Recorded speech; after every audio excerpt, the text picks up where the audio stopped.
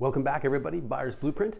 And today I want to talk about one of the biggest fears that people have walking onto a dealer lot, and that is the fear of being sold. Yes, when was the last time you were sold anything and it was really amazing? Let's face it, cars have a much bigger implication than a toaster or a mattress, and that can lead to some brewing of some pretty big fears, and there's many fears that are all attached to it. Signing the wrong contract, getting the wrong warranties, or, you name it. Did I get the right price for the car? Did I get the right price for my trade? They're all slightly different fears, but I think it originates with the fear of being sold. And so I want to talk today about that because I think I know it stems from the very first step in the buying process, the car purchasing process, which needs analysis. I've talked about it before, and I'll talk about it again and in varied detail, specific points in the different stages. But today, I'm going to talk about the needs analysis. Why is it important? Well, it starts there. Honey, I think we need a new car. Fantastic. There it is. Need a new car. Well, why do you need a new car? Why does the car you have not serve you anymore? What is it missing? Do you even need a new car? Right? It's all very good questions to be asked. And cars don't have a return policy, so it can get very expensive if you don't know what you're looking for when you walk onto a dealership lot. I suggest and I teach that you should know exactly what you're looking for: the make, the model, the year, the options, the color. And whether or not it's new or used, and if it's used, other things like how many kilometers and the condition and all these other things. But if you walk onto a lot and you don't really know what you're looking for, you sort of leave yourself in the hands of the salesperson to help you find out. And, being in the business for a long time, 10 plus years, salesmen generally tend to be new. There's huge turnover rates in the auto industry, and they also tend to be, looking out for themselves more so than you. They're looking out for their needs, not yours. And so coming from dealerships that, the ones that I was working at and with anyways, they're much more about sales training and asking the right questions, because like somebody said, if you want to get better answers, you have to ask better questions. So I have a short list of questions here. Not all the questions, but a good short list of questions that you would expect to get from a good salesman who, if a salesman is good, they'll ask better questions and try to hone in better on what would serve you for the long term. But still, they might try to steer you into something that would give them a bit better of a commission or be a bit easier of a sale. But anyways, so the questions should read something, and in no particular order, like this. What made you choose to look at the whatever it is? Who will be the primary driver? What are you going to be using it for? How many people are you typically driving around? What are you driving now? Right, important question. What are the plans for that vehicle? Right? Is it going to be a trade-in? Right? Do they have to evaluate it as a trade and all that sort of good stuff? And are you making payments on that current vehicle, or do you own it outright? Again, tax implications, whether or not you're leasing or financing it, all these great questions, right, can be unearthed with the right question. And how long have you had it, and what motivated the change? Pets and kids, do you have any of those?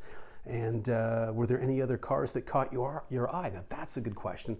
I like it because it sort of casually asks the question as to whether or not you've been shopping for a long time, whether you're at this dealership first or second or third, or whether you're going to go to a second or third, and which car you might be looking at those dealerships, because then an astute salesman would be able to say, that car doesn't have this option, or it doesn't do, or it's got better gas. Our car's got better gas economy, so I'm really going to hone in and harp on gas economy. Why? Because if I can sell them on the features, advantages, and benefits of our vehicle over top of that one enough, they won't need to go see it. Why? I'll give you an interesting stat. people, now because of the internet, which is another reason why you really should be doing a lot of research at home and discovery before you go to a dealership, because dealerships know that lately, the past 3 years or so, consumers visit exactly 1.6 dealerships before they make their purchase. So that said, do you want to be the dealership, the first dealership that you go to, the salesman? If I was a salesman, this person comes onto our lot, do I want to let them go and test drive that second car they're thinking about on the second dealership lot? No. 1.6. They're going to buy there. You just lost the sale. You blew it. So you've got to change that into 1. And I think that's why, especially because of the internet, the amount of dealerships visited, 20 years ago, I think it was something like 7 dealerships. And I think in the future, it's going to probably get much closer to 1. As people will know exactly what they're looking for and they'll know how better to negotiate, what sort of price to expect, both for the car they're buying and for the car they're trading, if they are. And that number will go from 1.6, which seems pretty shocking, doesn't it? It'll probably get much closer to 1. So now that said, I worked on some other questions that I think you should be asking yourself at home to help you better find what it is that you need in your new car. Because, for example, where am I here? Yeah, what do you love about the current car you have, right? The car that's been serving you so well until the thing that happened made it no longer, maybe the engine blew up, I don't know. But maybe you got twins or triplets, and now the 2-seater or the 4-door isn't going to work. You need a 3-row minivan. I don't know. But these are the things you have to discover, right? So the car that you have now, and you've been driving it, what are the things in it that you loved, that you absolutely loved, and you'd want to have those features and advantages and benefits in the new car you get? Second, what do you hate about it? The way the back doors don't open up all the way, or the way you get in is obscured by the rear wheel well and you always bang your head, different for everybody. So you have to make a list of the things that you love and the things that you hate as well. And what else have I got here? Yeah, the options that you use and don't use. So a lot of people buy things, I always suggest that a fully loaded model will help you be able to sell it easier down the road when you do go to sell it. In the industry, we call it a nerd car. So when you get a base model with no dealer options on it, it's referred to as a nerd. And nerds, generally used for sale, Auto Trader, they're generally sold on price. Unless of course you've got next to no kilometers on it, then you might get a little bit more. But in general, if it's lacking a lot of options, then people like to pride of ownership, right? So generally people will be looking for cars that are more fully loaded. So I tend to urge people to step up a little bit, or maybe if they can go down to a slightly smaller model or a more simple model, they can get a fully loaded version of that if it still serves their needs, So anyways, that's that. Yeah. And so what options do you absolutely need in the new car?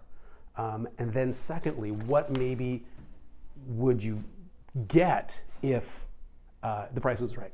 So, depending on what options are available in the car you're looking at, maybe they give you a deal on an option that is something that would be nice to have. And so if the option was only $800, you'll take it, right? So you have to make the list. You have to make a list. Nice catch. Just like that. So you have to have your current car and then the new car.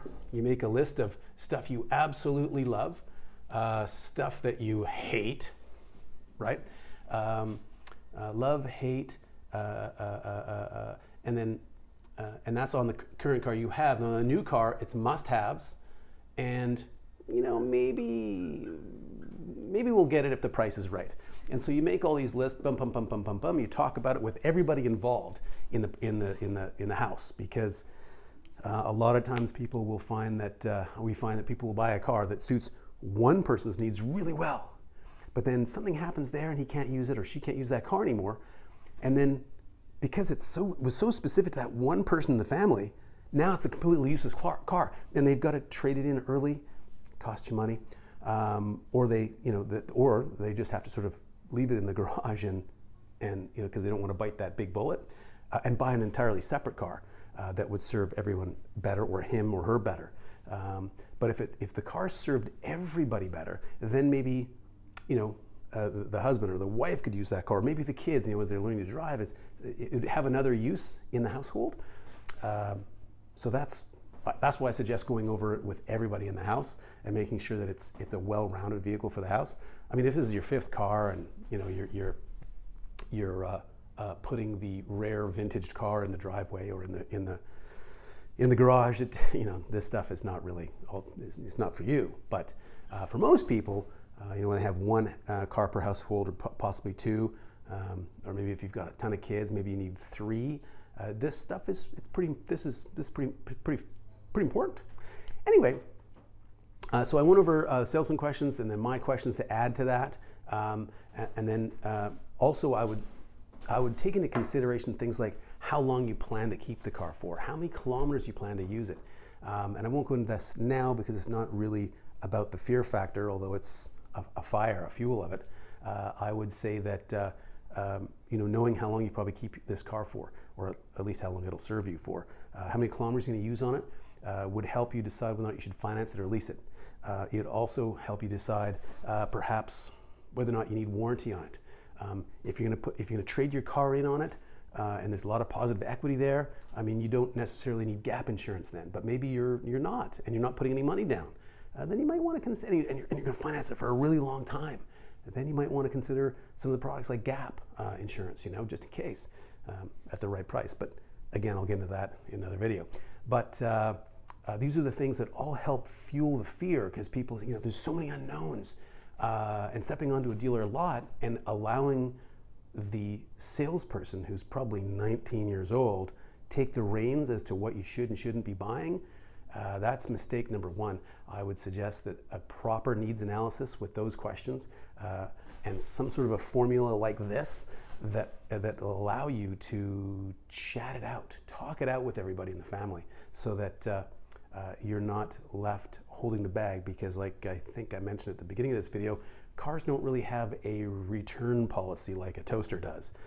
Once you drive off that lot, you're an owner. That's one of the sayings, you're an owner. And when you want to take it back a month later, you bought the car, for this much money, and then you paid a bit of tax, and you bought a warranty, and then there's a bunch of interest. Your cost keeps going up. Now, if let's say you've only had it for a month, right? And you haven't even made a payment yet. So now you're going to take it back to the dealership, and here's the car that you bought. What are they going to pay you? What you paid? No, they're going to pay you, the wholesale amount, trade value, and then so you're going to be on the hook for the majority of this. Maybe not the interest, and possibly not the tax, depending on how you trade it in. But you're definitely on the hook for this portion here. And some products here. A lot of products only have a 30-day free look, which I'll again talk about on a different video. But you got to look out for these things, right? And so the best way to defend yourself against that fear is to know exactly what you're looking at on the way into the dealership. Hone it down to 2, maybe 3 different options at possibly 3 different dealerships. Choose your favorite first, and go there, and then you won't have to worry about the fear of being sold, because you're going to leave, possibly, most likely, in that very car, and you won't be able to be swayed from what you already know is the perfect car for you. So I hope that answers some questions and helps alleviate some of the fear. This little chart will help do that. I'll continue to talk about different things as they come up, and stay tuned. Keep watching, and like I said, do all the things you're supposed to do to help me get more views, please and thank you, and we'll see you in the next one. Oh, I didn't do good, cheap, fast. Damn it.